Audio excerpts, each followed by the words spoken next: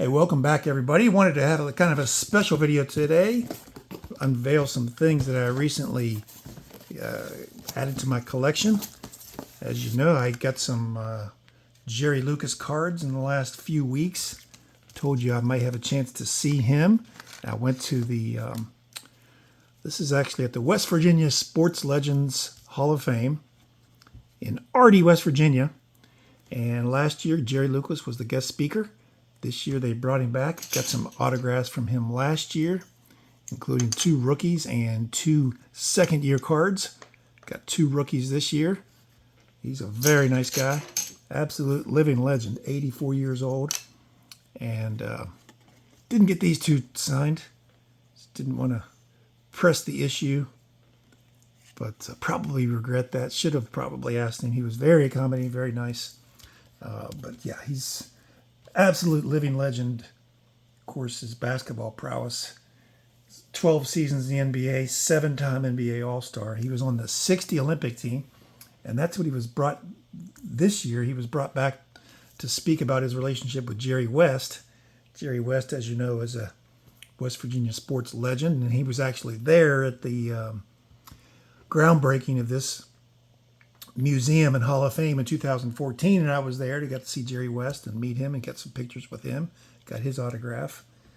But he passed away, of course, this past year. So Jerry was brought in to speak about his relationship with Jerry West, and they first got together on the 60 Olympic team when, unbelievably, Jerry Lucas was just a sophomore in college at Ohio State. The rest of those guys, you know, Oscar Robertson, Jerry West, they were seniors in college and graduated on their way to the NBA. And Jerry Lucas was a sophomore, and he started at center for that team. But he spoke about Jerry West and then their long-term rivalry in the NBA with Jerry Lucas with the Knicks mainly, and of course Jerry West with the Lakers. But so that was great. And of course, I'd mentioned when I got these cards before, I mentioned what an absolute great basketball star.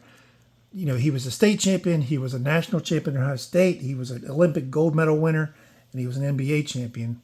Very few, if any, players can match that resume.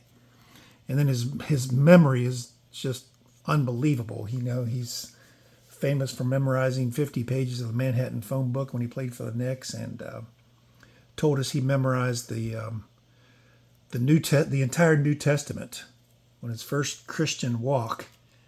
He was convinced that he had to learn, if he was going to know Jesus, he was going to know his word. And he actually sat down and memorized the entire New Testament, which is rather remarkable, to say the least. Also there was a local legend. I was lucky enough to be inducted into this Hall of Fame in 2022. And Lonnie Warwick was inducted that same year, but he wasn't able to make it. He's been battling illnesses over the past few years. He's in a wheelchair now, but he's 82 years old. Played 10 seasons NFL, and then also played semi-pro football, including coaching a semi-pro team in Charleston, where he was a player coach, and still lives in a little town of Mount Hope, West Virginia, which is just outside of Beckley, a town of probably 500 people, probably. And he lives there with his wife. Gets around in a wheelchair. His knees are shot from years of playing NFL football. But he gave some great stories, including the fact that he made $9,500 his first year. $9,500 salary. So he said everybody worked in the off season, and he got a job at Ham's Brewery because he says he was good at drinking beer. So they hired him to be a test model, I guess. Very nice guy, full of stories. Has one regret in the Super Bowl in his NFL career is not winning the Super Bowl. They played the Chiefs in Super Bowl IV. And he said, you know, they were heavily favored to beat the Chiefs. He said he would have bet any amount of money on that game. They were just convinced they were going to beat the Chiefs. And then Jan Stenerud, a guy we've gotten TTM here in the last few weeks, kicked 3 long field goals. He says the Chiefs didn't even have a first down at the time, but yet they led 9-0. So difficult to overcome a lead like that back in that day. But he regrets not winning the Super Bowl. But he certainly had fun in his NFL career. Secondly, I wanted to show this is a huge auction, online auction. Mikey B's Field of Dreams. I think Mikey B passed away, and they are auctioning off his entire card shop and memorabilia shop. And, oh, these are official league. Got these for like 5 for 20 balls. Official league, shouldn't be touching them. Get my gloves on. But a bunch of purchases in here, including another Steve Garvey rookie. And I don't have the prices on any of this stuff, but there's a big boy purchase in here as well. You'll be happy to see.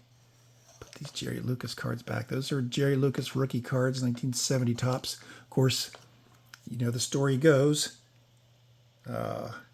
Rookie in 63 and 64, but nobody was producing cards at that time for basketball.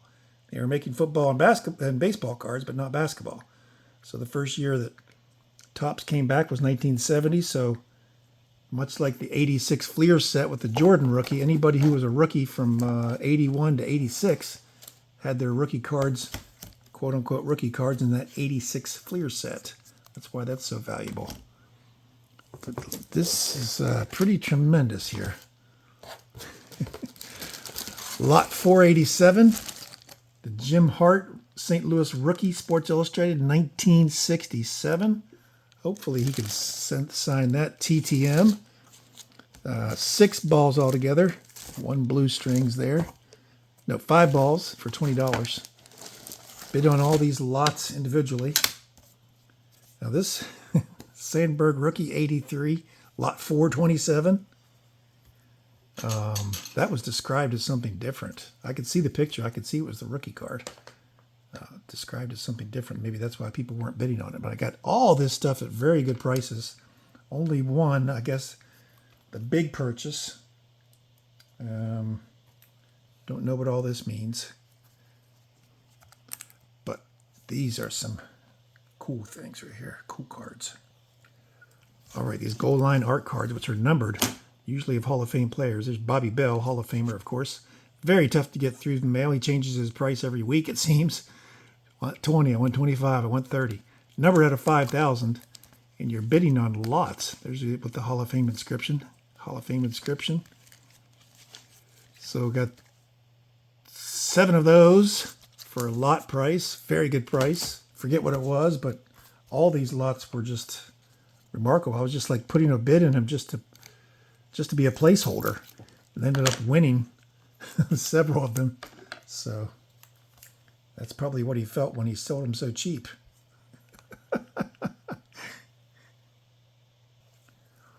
All right, Morris Red Badgrow from USC. Again, number out of 5,000, 3, 4, 5, and 6 of those. I guess nobody even knew who Red Badgrow was.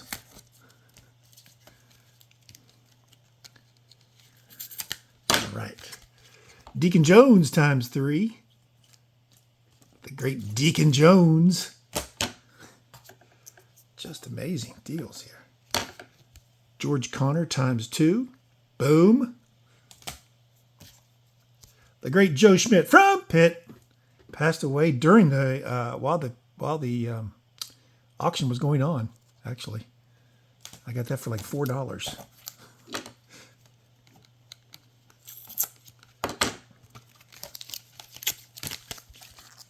Sid Luckman times 5. 1, 2, 3, 4, and 5. Sid Luckman. Are you kidding me?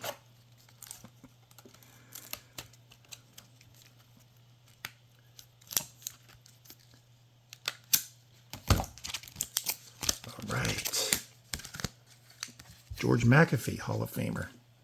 Again, numbered out of 5,000. 1, 2, 3, 4, 5, and 6.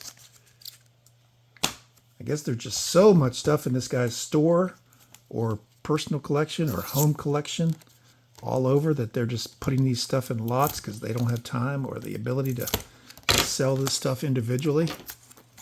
Here's 7 times Joe Perry, Joe the Jet Perry. 1, 2, 3, 4, 5, 6, and 7. Got to have some giveaways for this stuff. It's amazing.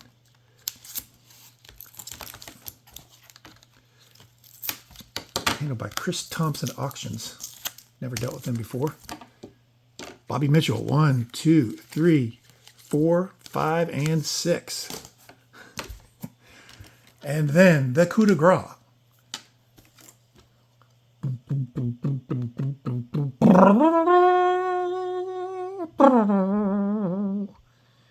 Top 1964 Topps Mickey Mantle, graded 4.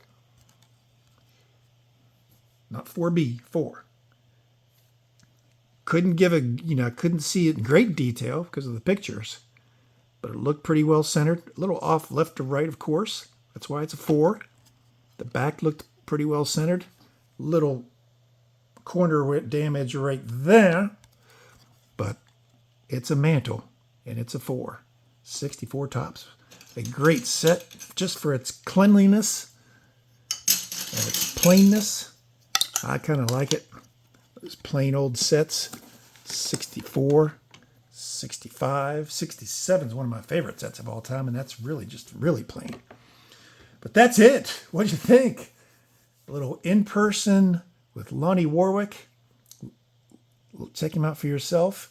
And Jerry Lucas. Do some research on those guys. Just living legends. Glad I got to meet them again. And hopefully we'll get to see each other next year as well. And I'll get those 2 Jerry Lucas cards signed. He does not sign through the mail. I didn't ask him. But I looked him up, and there's absolutely no successes from him at all. So makes you wonder if he would sign through the mail. Anyway, what'd you think? Let me know. These auctions, these Hall of Fame cards are just phenomenal. We'll have a giveaway at one of these points for at least a couple of those. So thanks for watching, everyone. If you haven't subscribed to my channel yet, we try to do something fun like this. Every time we come, we meet a professional athlete, get some in-person autographs, or get some great odd auction wins. We'll show them off and let you see what we got. If you missed the last fun video we got, I'll leave a link right there. Thanks for being with me today, though. We will see you soon.